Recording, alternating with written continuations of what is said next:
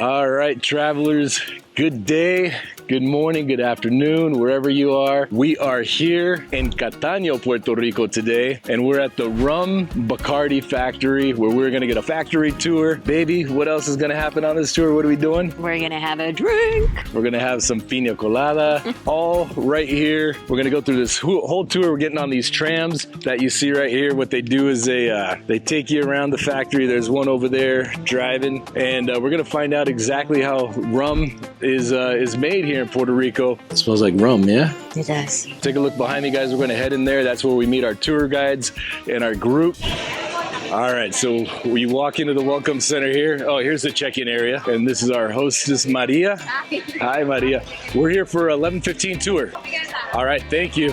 All right, so you come over here. Good, how are you? Doing great. You got 11:15 Legacy Tour under whose name? Vanessa. Bacardi. These are going to be the wristbands for the tour. They are not readjustable. They lock in place, so do not adjust too much, okay?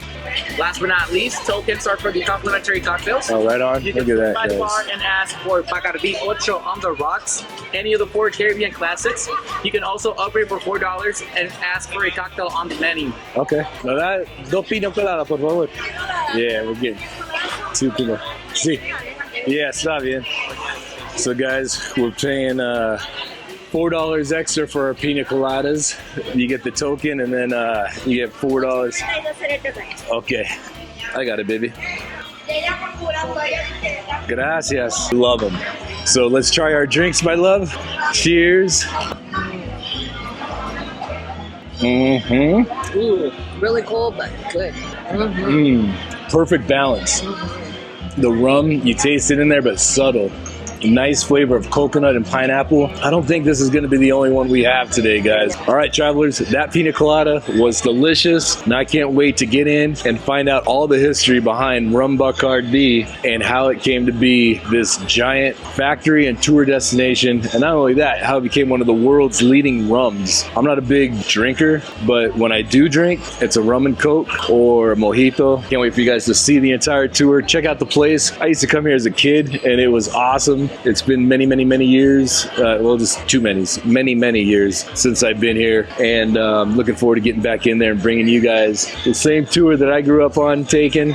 And let's see what we find here. All right, travelers, it is now our time to get on the tram. There it is, right in front of us. We're headed there. Let's make our way and see what we get. We'll just sit in the back so we could film and talk and not bother anybody. So there goes my lovely beauty getting on. We are in the back of the bus. Yeah, we are. So here you see, sit on the tram, guys, and they'll take us all around the Bacardi factory. Guidelines before we get this thing started. Arms and legs always inside the vehicle. Never stand while the vehicle is in motion. Smoking and vaping through the facility is not permitted. Coming up over here to the right-hand side, we have one of the original aging warehouses. But today, this is now a mini convention center. Private and corporate events are held here.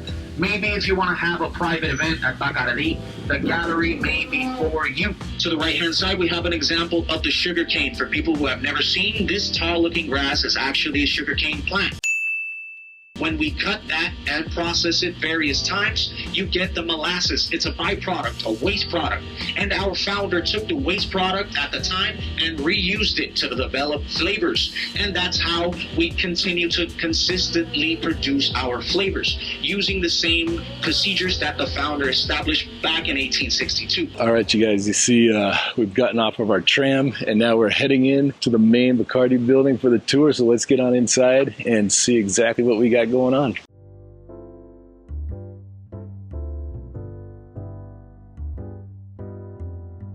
Bat right there, the bat logo from Bacardi. Check out the inside of this. So welcome to the AC, I mean the visitor center.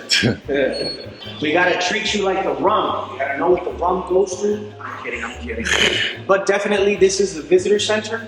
Originally an aging warehouse, but in the 60s we opened up to the public to let people come in, see what we're made of. Let's go in, guys. These doors sometimes are crazy. Welcome all in. Here we go. The air conditioning is gonna get better in every room, I promise. Look at this room, guys. Welcome to our home. Bienvenidos a la Casa Bacardi.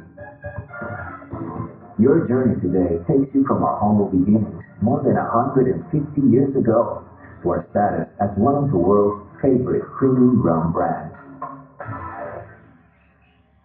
Our story begins on February 4th, 1862, in Santiago de Cuba. Welcome to Cuba. It's not this cold and it should never be cold in Cuba. If it is, we really need to start worrying. Look at this, we're in Cuba now. Barrel room. Right around here, there's enough space for everybody. All right. The barrels where the rum was poured into and distilled. There you see he's spraying people's hands, and I just got my hands sprayed, and it smells like rum, yeah? It does. It smells like molasses and rum.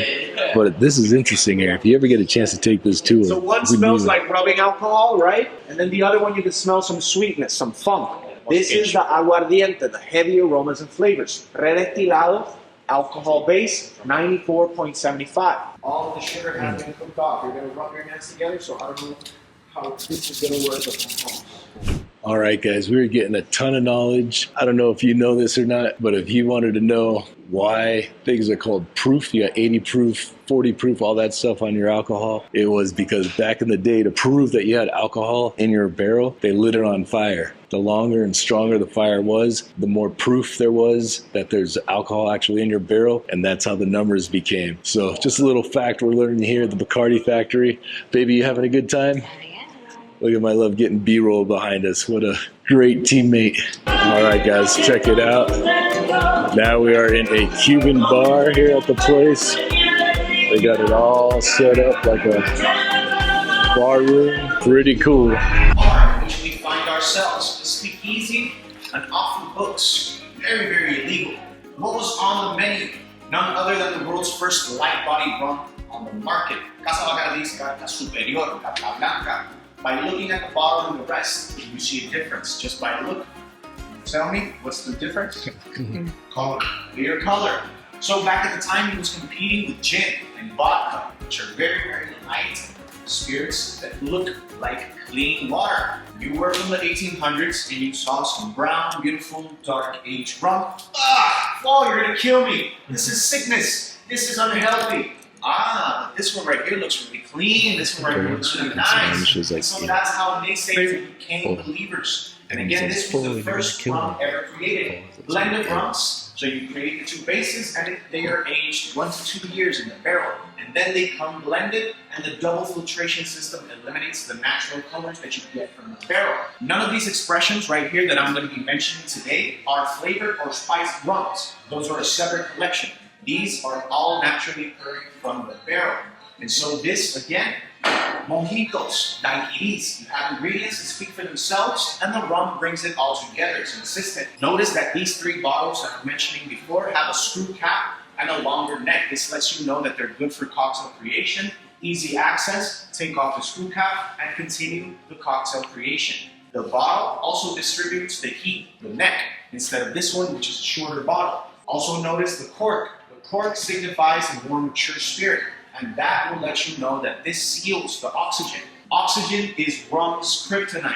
This is a fact. And so a longer or more aged spirit that you don't need as much and you're going to be taking more time to enjoy it, the oxygenation is removed by the cork. This one, again, more accessible. You're going to be using it more times in the day. It does not need that cork. So that's a difference in these bottles, and they let you know, they speak for themselves, and how to use them. So these are good for cocktail creation and mixing. This is a blend of rum, 2 to 3 years in the barrel. And then it does not go through the double filtration. We wanted that aged look. People started to trust the brand, and they said, well, if you're good with this, you gotta be good with this. And this is a protagonist, the Carta Oro. Way back when, during the American and Spanish conflict for the Caribbean, who's going to stay in the Caribbean? There were American soldiers everywhere. And in Cuba, American soldiers stepped into one of these bars. Bartender was surprised to see American soldiers there, but he took their order nonetheless. And they asked him for something to remind them of their time there in Cuba. Bartender, the most popular rum of Cuba, Carta the most popular drink of the Americas, Coca-Cola, and the squeeze of lime to bring it all together in representation of trust, and it said Cuba Libre. That was the first Cuba Libre to be created, very, very easily confused with a rum and coke. Without the lime, Oro, Coca-Cola, that's a rum and coke. Superior, Coca-Cola with the lime, still a rum and coke. Pepsi and Superior, that's one of the stay. So, you know, stay with the classics, stay with the good stuff. And then here, when we moved to Puerto Rico, we created a blend of rums aged 4 to 7 years in the barrel. You can taste some spicy clove notes, cinnamon. It's all good if you do coquito. Have you heard of coquito, right? What you would do with the clear superior, hit it with the 4-year, and you're gonna taste different, beautiful notes. Rum cakes, banana fosters. Again, screw cap, mixing with other ingredients. Porcho, pork, it's a more mature, it's a spirit, right? That means sipping and enjoyment by itself, neat, nothing, or on the rocks, a little bit of ice. If you want to do cocktail creation, you would do rum fashions, rum Manhattans, anything that is spirit forward. But again, spirit forward, you're gonna taste the alcohol or the spirit that you're using. So again, this neat or on the rocks is a blend of rums aged 8 to 10 years in the barrel. And then you can get a medium to heavy body expression. So there's a lot of natural flavors there. You don't need Pina Coladas, you don't need sugars, right? So here, you get a softer expression. This is a more smoky, more bourbon, more whiskey. This is softer, vanilla, some sweetness. If you want to pair with anything, flan. Have anybody tried flan? A little bit of flan with a 10-year, beautiful pairing. Also notice here, the bottles have what they represent, cigar wrappers. So any people who like some smokiness of tobacco, you can smoke a cigar, pair it with the spirit, and it'll go nicely. If you don't like the tobacco smoke, you could just burn, right? You could just roast some coffee beans, roast some cinnamon sticks. The smokiness of those will pair really nicely with the spirit as well. Or just add some fresh coffee beans into your glass, and you've already done an infusion. You don't have to get too crazy. A lot of flavors. This is the last one because this is the most important one to us here. It was handcrafted in 2017 by the master blender Drew Gomez, and it's the only place in Puerto Rico, only place in the world for that matter that you can find this expression is here with us at Casa Bacardi. This is why we call this right here Abuelita. She has a bad hip, she's retired, and you have to go visit Granny. Granny does not visit you. So this is Abuelita's house. She stays at the house, right? And so this beautiful blend of rums, right here, is La Reserva Especial, special reserve. A blend of rums aged 8 to 12 years in the barrel. And then it has a 3 to 4 week finish a month in a red oloroso wine barrel directly from Spain. So the sweetness of the tannins in the wine and the sweetness of the molasses pair beautifully. But again, it's a sipping rum. If you shoot it, come on, you're not gonna taste all of that beautiful expression. If you just shoot it, you're gonna get the burn and no flavors. So I recommend that you get maybe 3 sips, maybe 2 sips. If it's not for you and it's too strong, that's more than okay. You know your limits. You're not whack if you don't finish your rum. We have to-go cups. You do not have to shoot this rum. It's a beautiful rum. Get to know it. Get to smell it, right? And so, are we celebrating life? Yeah. Come on, guys. I'm going to be handing out some rum and you're like, are we celebrating life? Yeah. Do we have anniversaries? Do we have birthdays? Honeymoon. Come on now. Everybody gets a glass. Everybody gets a glass of the beautiful special Look at this, reserve. guys. We're getting the It's a reserve. sipping rum. Enjoy it to your pace. How much is a bottle? Right now, $185. It's not bad. And the name of Good good health, health. good wealth, family unity. Okay, let's try this. Again, remember, I have It'll blow fire. What do you think, love? Strong, huh?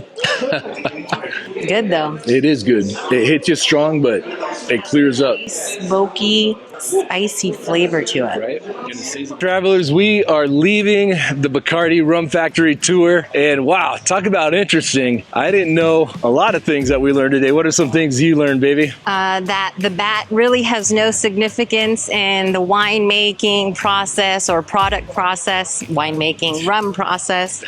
It's just a symbolism of family, wealth, and I think good health. For the bat side. Yeah. Bat side. So that was cool. We learned about the fungus on the trees.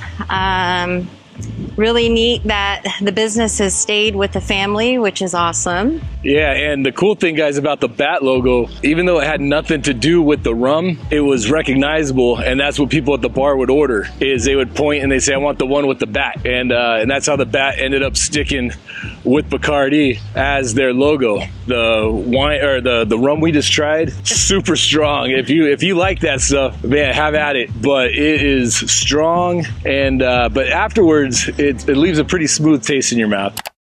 Good morning, travelers. Today is our last full day here in Puerto Rico. Unfortunately, we're heading back home tomorrow, but we're gonna make the most of it. If you guys watched our previous video when we had that very nice dinner at La Central over at the Distrito T-Mobile, we met a waitress there, and she's a content creator. She saw our camera on the table, and then as we were talking, Vanessa said, you know, we have extra cameras. Why don't we give her one of our Pocket 2s? And so we have two Osmo Pocket 2s because they were one Pocket 2 when we had the Pocket 2 and a backup. And now we have a Pocket 3 and a Pocket 3 backup. I always like having a backup for every camera just because we're halfway around the world, or here we're on the other side of the country in the Caribbean. We're not getting a camera. And if something goes down, we don't get to bring you guys content. We don't get to bring you guys videos. And not that it's a wasted trip, because we still get to enjoy ourselves. We don't get to share it with you, and that's what we're here to do. I'm going to give her a little monopod so you can put the Osmo Pocket 2 down. And we're going to get, let's see here. We got filters for the Osmo Pocket 2 right here, circuit polarizer, and a UV. Here they are. Two Osmo Pocket 2, you guys. We're gonna make somebody very happy today. Hopefully put her on a upward trajectory towards success as a content creator. We started from nothing and built up what we have, and I know the struggle sometimes for people in the content creation world is tough to get the gear that you want to get started. So anything we can do to help somebody out who's working hard. This girl works hard at this restaurant, and very nice, and really took care of us. So our channel goal is always to give back or make a difference in at least one person's life wherever we visit. And here we've gotten to do it a couple times off camera.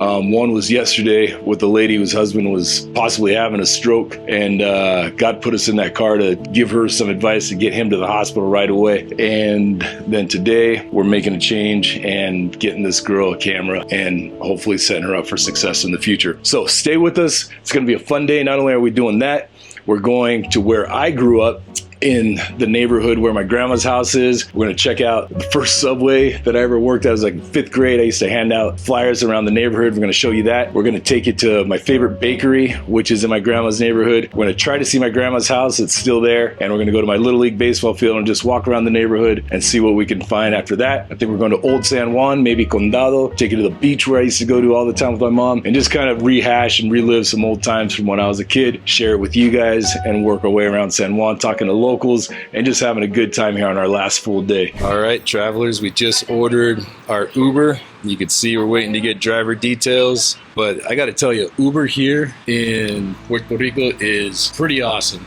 I love it. And very reasonable too. Yeah. I don't know if it's just me, but it just seems as if the same distance that we would go from one place to another here is like a quarter Of the cost being back home. It's just crazy. I mean, right now, guys, we're going, like I said, back to my old neighborhood, my grandma's neighborhood, and it's going to be probably about a 10-15 minute ride. It's going to cost us $9 in California back home to go from our house to this shopping area that we go to called Santana Row, about a 7 to 10 minute ride, and that's easily $15 every time. And so Uber is amazing here. They're quick. They're always like, right now our guy's 4 minutes away. You'll never get like more than a 4-minute response. Even when you do, they show up earlier anyway. So if they're you're very helpful too. Yeah, Like, yeah. if you ask them for suggestions or advice, they're just very, very hospitable, just cool people. Yeah, and they love to talk to you. Oh yes. They talk the whole ride, but it's all right. We love to talk too. We love to learn about new people, new cultures, new things. So we'll bring you guys along with us in our Uber ride, and we're on our way to a bakery. This place is called Panaderia Mallorca. When I was a kid, before school, I would hit this place up and get their cheese bread, and then we'd head out to school. So we're headed there. They're open 24 hours a day, guys. It's an amazing bakery here. I think there's multiple locations in Puerto Rico, but this one we're going to is the Reparto Metropolitano neighborhood. And when we get there, you guys are going to see just how delicious and yummy everything looks. And through our words, you're going to see how yummy it tastes. We're in our Uber 4 minutes later. All right, travelers, look at this. We have made it. This is Panaderia Mallorca right behind me. Every day I'd come here and get something to eat before school, and take a look at this right there. This was my first ever job. I was a little 5th grader, and I would hand out flyers all around this area to houses with coupons for people to come get Subway sandwiches. Things have changed a little, but fuck, nothing's changed really. So let's get in this bakery and let's take a look, guys. Go ahead, my love. Same one. Yeah, this is it. And here we are. Oh wow, they've added slot machines. And here are some of the pastries. Yeah, these right here. That's a cheese. I think that might be like pineapple or something inside, but we'll ask them. They'll have to consider. Look at this coconut. Oh, there it is, quesito. Yeah. Oh my God, you guys, this was my Apple Jacks and cornflakes with quesitos. So let's get over here and let's order, guys. Oh, you get a sandwich, baby? Breakfast? Why don't we get a breakfast and a quesito and some other pastries? What do you think? I'm good with that. Yeah? Just to get us through the day. ¿Dónde se ordena? ¿Aquí? Oh, okay. What do you want, baby? Can I suggest a sandwich to you? Oh, you want bacon and egg? Or what? I don't know. Tell me. Well, they have a cubano. Okay. You want a Cuban? Yeah. ¿Y qué? ¿Me puedes decir la diferencia de cubano y medianoche? El pan. ¿Cuál que? Okay. Ese de medianoche. Okay, so medianoche is like a Cuban sandwich, but with the sweeter bread. The cubano has the regular French bread. What do you want? I'll get medianoche, you get cubano. Okay. Cubano para ella, medianoche para mí, por favor. Y 2 quesitos, por favor. Ajá. ¿Qué jugos naturales tienen? ¿De China? Botellada o algo así. Ok. Oh, ¿tienen café rico de Puerto Rico? Un café. Sí, they have really good coffee. Para ella, por favor. Un café y para mí, jugo de China, por favor. So I'm getting orange juice, guys. We're getting a sandwich called Medianoche, which means midnight, and a Cuban sandwich. The difference is the breads, as you guys heard. And gosh, I can't wait to try these. You guys are going to love them. Muchas gracias. And here are the quesitos. Look at those. That's yummy. Mm-hmm. Para aquí, por favor. Tony.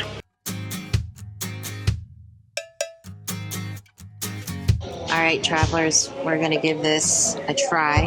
Never had these before, but heard all about them from Tony. It looks like there's a crust on the outside with the sugary exterior, and I just want to break into it so you could see all the yummy goodness. It's like there's a whole bunch of cheese goodness in here. You can see that. I'm going to take a bite. Is that delicious? What does it taste like, baby? And the best way for me to describe it is like a Portos cheese bread. If you guys know about that, if you're from Southern California or been in that area. So good. The sugary exterior just takes it to a whole new level. The cheese filling on the inside is not too sweet, but it just has a hint of sweetness, but it complements the bread. It's that sweet and salty contrast, but the crust is nice and flaky, and it is just really good. And I hate to say it, love Portos, but I gotta agree with Tony. These are the bomb. Wow. I'm gonna try mine, or I'll just take a bite of this one.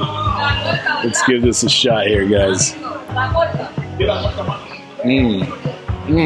Right? The cheese. Again, with that sugar on the outside, that soft, sweet cheese on the inside, delicious. Our sandwiches have arrived. Vanessa has, is that the Medianoche? Whatever mine was. The Cuban. Oh, okay, so this is a Cuban sandwich. Mm-hmm. You can see the fresh baked bread, and there's ham. Goodness inside here. Mm-hmm. Ham, pickles, cheese, mustard. Pork. Yummy.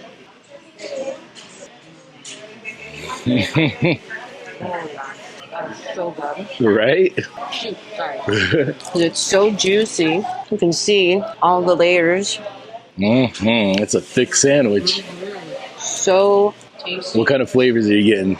There's a lot of meat in here, which is nice and perfectly seasoned. Then you have the contrast of the pickle, which gives it a little bit of acidity to it. Bread is nice and toasted on the outside, but actually pretty soft on the inside. But the mustard helps to bring it together, and it's just a really good Cuban. Yeah. Vanessa's going to finish her sandwich, and I'm going to give mine a try here. Let's see what a medianoche tastes like. Here in this one's, But tell that them one's the yours. difference. Yeah. So as you guys can see here with the Cuban sandwich, it's a French bread, and the French bread is just kind of bready. Here, this is a sweet bread. You see the yellow? So it's a sweet bun, same ingredients as a cubano. You got the ham, you got the roast beef, mustard, pickles, everything. But it's the bread that's the difference, and it's the sweetness that it gives to it. Let's give it a try, guys. Oh, man. This is so good. All the flavors just come together. Like Vanessa was saying, the pickle gives it that tanginess, and then the mustard mixed in with the sweetness of the bread and the ham and the roast beef. There's nothing that this is lacking. Just full of flavors, great texture, soft, moist. Get yourself a medianoche, try a cubano, and let's see, Vanessa's trying the medianoche bread. It's really good. Right? Yeah. It's just like a hint of sweetness in the bread, but it just complements it really well. Right. And I like, this bread seems to be a little softer. So that's the only difference between a medianoche and a Cuban, guys, is the bread.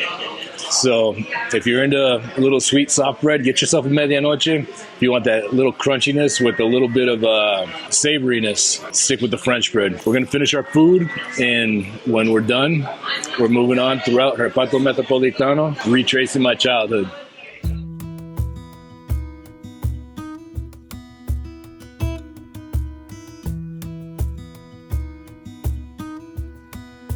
All right, travelers, we have finished the bakery. Now we're gonna walk through the neighborhood. Again, like I said, look at that subway right there. That is the very first job that I ever had, was working for that Subway sandwiches, passing out leaflets in the neighborhood for people to come buy Subway sandwiches. And now I'm gonna try to do this from memory from about, I'd say 35 years ago. Making my way back to my grandma's house. So let's see. I can tell you that Walgreens used to be a grocery store called Grande. I don't remember what this was. Well, let's go into the neighborhood. Reparto Metropolitano, part of Rio Piedras and San Juan, Puerto Rico. Dang, baby, we're in the neighborhood. This is it. You walk back here. Look, there's the... Definitely weren't dispensaries back in the day. There weren't dispensaries. That's a dispensary. No. All right, let's cross. Check it out, guys. That's one thing that's very common here in Puerto Rico, are roosters and chickens. And this little guy's just hanging out in the shade. There's another one underneath the car. Yeah, look at the little babies. I had them. As a kid here, you guys, you can buy chickens and roosters. I mean, they're all over the streets, but you go to a little town and you buy them, and they're colored. I had red ones, blue ones as a child. This is way older now than it was when I was a kid. But all the houses are still the same houses, just people stopped cutting the grass, cutting the growth. Comes a car. Go over here. So there's the fork in the road. That used to be a liquor store right there, straight ahead. There used to be a liquor store called Perico's Liquors, and you would come there, get all your candies and treats here. Let's just stay on the street. Look at the banana trees in these people's yard. This is it, man. This is the old hood. So, let me tell you guys about this guy that's talking to you right now. I would come here most of my childhood. Every school year, I'd end up here at some point. So there was one constant that I had, and that was my grandma's house. Other than that, I went to about 10 different elementary schools, 3 middle schools, and 2 high schools. But the one constant, like I said, was always coming back here, and I had my grandma's house, and that was this neighborhood. And so that's why it's pretty freaking cool to be back and just see the old block. This is what used to be a liquor store, Perico's. No longer there. Now somebody turned it into a big, big house. And if you notice, all the houses here have gates on them. It's more just tradition. Since I was a kid, since even when my mom was a kid, since her mom was a kid, they've had gates on their houses here. And I think it started out as security and just kind of continues as tradition, because if you look inside, everybody has a front area, and they usually put a rocking chair, or like in there you see the carport. Well, people hang out in there, and they make it kind of just a hangout space. As you can see here in that front porch, you got behind the shades, you got chairs and plants. Same thing here, they have the washer machine outside. So that's more of why you got locks and gates. Hey pups. Yeah. And here, as we get up here to the left, you're going to see the stairs that lead you up to the hospital. That hospital there is called Centro Médico. Not a very highly rated hospital here in Puerto Rico, but it is a hospital nonetheless, where you can get emergency care if you need it. They also have a medical school. And when I was a kid, I was a little entrepreneur. I would sell hot dogs and a thing called limber, which is like a frozen juice in a cup. And I would sell those to the medical students, because they would walk right down this street here, go up those stairs, and those stairs would get them to the medical school. Man, look at this. So this house right here, guys, right there, the gray with the orange trim, that was my best friend's house named Harold growing up. His grandma lived there. There used to be a guanabana tree in there. Man, how this block has changed. Look at this. Right here on the side was a guanabana tree that we would get the guanabana from. And then up here at the stop sign was my grandma's house. No, this was it right here. Wow, it's changed. This corner house for rent, you guys. And then see upstairs, baby, that's the one I told you we used to play up there. But that was never finished. It was just open, and we'd play up there. But look at this house right here, guys, is for rent. Yeah. So, oh wow. Come on, I'll show you. That was Kevin and Andy's house right there. And then over here, this is where I would sell limber out of. The students would knock on the door, or I would have it open. Right here is the kitchen. And then right here, this is my bedroom window, this one, and this is my grandma's room. And then there's a little apartment in the back that we used to rent out to medical students. We'll see if it's still there. No, it's gone. They might have made it into one house. Wow, what a change. I'm gonna take a picture and send it to my mom. But look at this, you guys. This used to be, we used to have a fence here with a gate, and there was just an open area. Wow. Look at this, travelers. This is the field where I grew up playing baseball. Now it looks like it's a soccer field, but this used to be a baseball field where look at, there's a lizard. That's how they would catch. See him right there? But this here used to be my baseball field, because little lizard. Wow, how it's changed. Now this is a soccer field. I spent many, many hours on this field. The bleachers are still the same, where the fans sit, but no more baseball here. How sad. Take a look. The home plate used to be right here. That was the pitcher's mound. Infield, outfield. Oh, man. Oh, that's awesome. All right, travelers, that ends our trip down memory lane here, and now we are headed to the T-Mobile Center. We're getting in our Uber right here, and let's head over to drop off the camera and do some good. Ah, the air conditioning feels good. Ah, ¿cómo estás? Bien. All right, travelers, yeah, we are back now. What are we gonna do, love? Give the waitress, or shall I say content creator, a camera that she said that she's been saving up for. It's not the exact same camera, but it's just as good. And this is a good deed for our trip, which is what we try to do every single time we go somewhere. And we really do hope, Crystal, when this video comes out, the camera has helped you achieve what you wanted, so. All right, let's go over there, guys.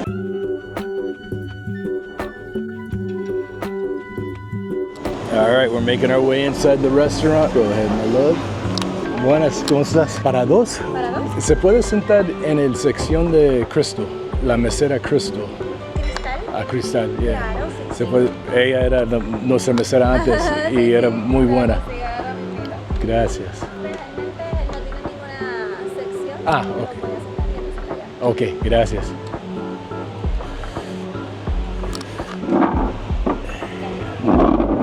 Muchas gracias. All right. There's my baby. All right, guys, here she comes. Let's do the surprise. Hola. ¿Cómo estás? How are you? Bien, bien, ¿y tú? Yeah, you too.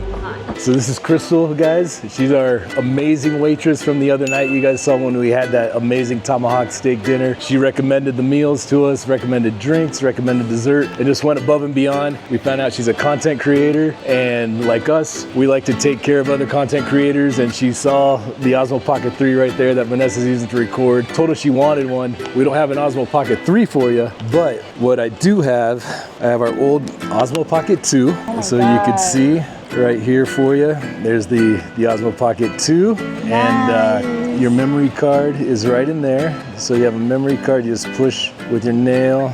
128. All right, so you got a 128 gig memory card for you, and the Osmo Pocket. Oops, and then you just push it in with your nail. There's the camera to turn it off. You press here, and that's how you turn it on, or you press the red button, will turn it off and on. I'll show you how to use all this. Oh my God. Yeah. I really wanted this, and I was looking one, and thank you It guys. showed up, huh? I have to show you too in the video. Yeah, yeah. And then this here too for you is, well, a charging cable, an extra windscreen, and a wireless mic. Nice. So this mic is connected to it, and then this is an extra windscreen. They just pop on. Oh, nice. You line it up. Feel that? There's a little plastic right there. You line it up and twist it. It's easy. Yeah, and it really helps with the wind. So you got a wireless mic, and what you can do is you close this, and then this, you put that on top so you could always transport, and then carry this in your pocket because it'll fall off. And then when you're gonna use it, you just put it on, make sure the little plastic things are lined up. There we go. And just give it a little twist, and it's on. So there you go. Thank you so much. That's yours. All right. Oh yeah, I'm sorry. Yeah, forgot about that. And then filters for the sun. So that's like a night filter for lights and other stuff. And then this is a circular polarizer, so you could adjust it for brightness and get yourself a nice quality shot. I really appreciate it. Yeah, no, it of was course. like something I really wanted, and I was saving up. So now I can start with this one. Yeah, exactly. And work your way up. And I'm gonna take that one too.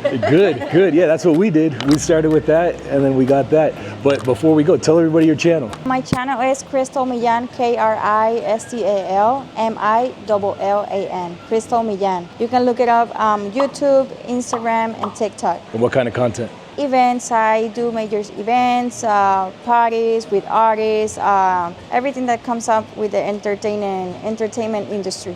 All right. Well, we look forward to seeing your content with that, Crystal. Thank you for being such a great waitress. Thank you so much. Come to Puerto Rico. Yeah. All right, guys, mission accomplished. We were able to give Crystal the camera. Baby, how'd that make you feel? It was great. It was just nice to see, like, we're still up and coming with our channel, and to know that we met another content creator and could help in any way that what we do. So Yeah. great feeling. It's always good, you know, when you could give back. We give back. I mean, that's just what we do. 24/7 in our life, we're giving back. But when you could give back to somebody in a way like that for content creation is really neat, because it's a way for people to express themselves. It's a way for people to reach out and bring their talents to other people all over the world. And knowing that we could help somebody out in that, and knowing that she's a good person, that it's probably going to get paid forward, a better feeling of accomplishment, because our good deed probably isn't going to end there. She's probably going to do good things with it and pay it on to other people. So with that, guys, we've done our mission of helping somebody in the place where we come. Everywhere we go, we try to make a difference in at least one person's life, and we were able to do that successfully today, and we look forward to seeing all of her content. You guys make sure you check her out, tell her you saw the video on TV Travels and you want to follow her and see what she does and where she goes with that camera and all the other cameras she's going to get as she succeeds and moves on in life. So we're going to continue on. We're headed out to Old San Juan. Old San Juan. Another today's just kind of a day in the life of a tourist in Old San Juan, Puerto Rico, and going around. You guys are getting to know my roots, and we're just having a fun day. You guys are getting to know TV Travels.